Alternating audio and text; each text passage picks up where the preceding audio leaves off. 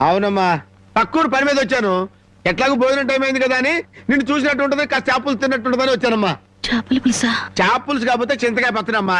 నీ చేత్తో ఏం చేసినా బ్రహ్మాండంగా ఉంటది. అది కాదు నువ్వు కూర్చోమ్మా, నాకేం కొత్త ఏంటి, నేను వెళ్ళి చూసుకుంటాను కదా.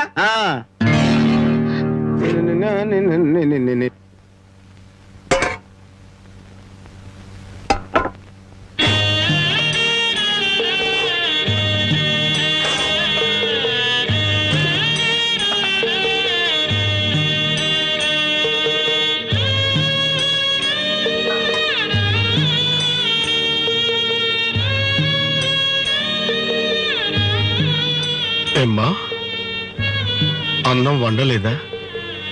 వండటానికి ఏమీ లేదా?